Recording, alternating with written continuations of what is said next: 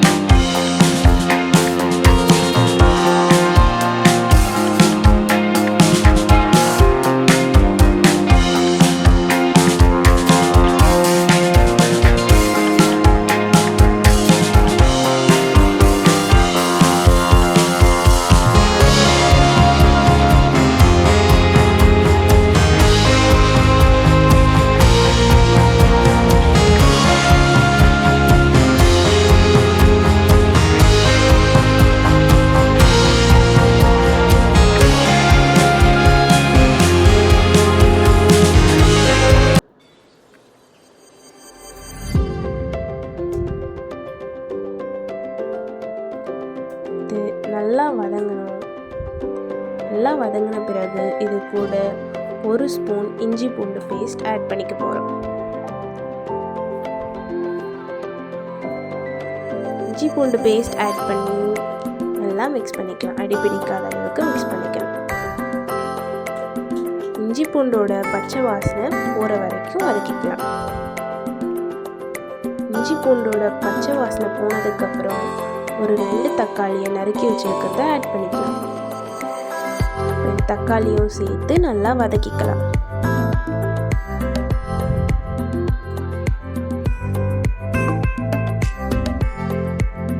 தக்காளி கொஞ்சம் வெந்ததும் இதுக்கு தேவையான மசாலாலாம் ஆட் பண்ணிக்கலாம்.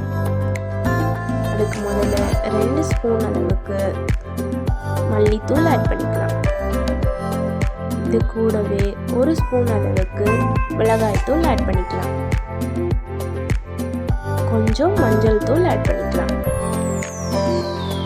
எல்லாம் நல்லா மிக்ஸ் பண்ணிக்கலாம். அப்புறம் கிரேவிக்கு தேவையான உப்பும் சேர்த்துக்கலாம்.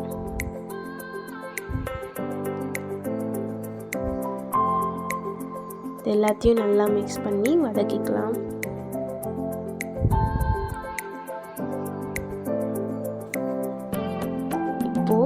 எண்ணெய் நல்லா இப்படி சைடில் பிரிஞ்சு வந்ததுக்கப்புறமா நம்ம கழுவி வச்சிருக்கிற நண்டை ஆட் பண்ணிக்கலாம்.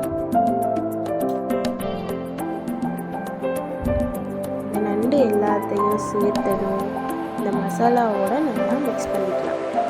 பொறுமையாக மிக்ஸ் பண்ணணும்.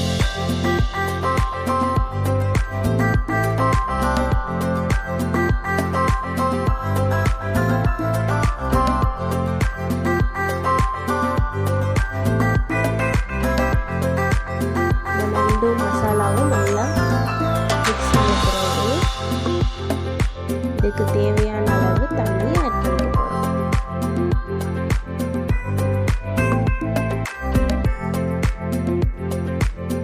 நான் இன்னைக்கு ஒரு 250 ml தண்ணி ஆட் பண்ணிட்டேன்.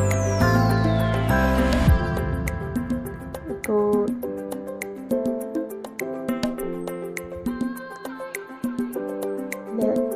மசாலாவில் நண்டு ஒரு 5 மினிட்ஸ் வேக விட்டுக்கலாம். மூடி க்ளோஸ் பண்ணி நல்லா 5 மினிட்ஸ் வெந்ததுக்கப்புறம் இப்போ பார்த்தீங்கன்னா ஓப்பன் பண்ணதுக்கப்புறம் சைட்லலாம் எண்ணெய் அழகாக பிரிஞ்சு வந்திருக்கு.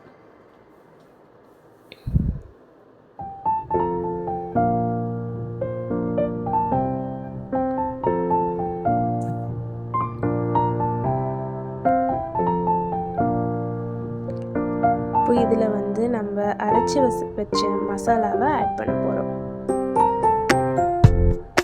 அரைச்சி வச்ச மசாலாவை நல்லா ஆட் பண்ணிக்கலாம். உங்களுக்கு கிரேவி எந்த கன்சிஸ்டன்சி வேணுமோ அந்த கன்சிஸ்டன்சி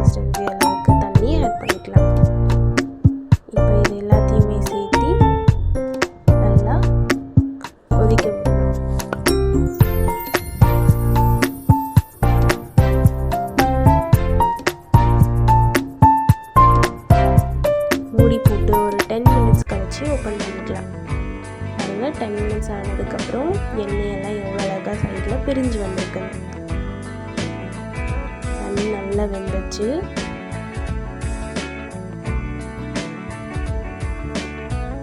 பாருங்கள் எவ்வளோ அழகாக கிரேவி கொச்சிட்ருக்கு. ஸ்மெல் வீடே தூக்கும். ரொம்ப டேஸ்டியாகவும் இருக்கும்.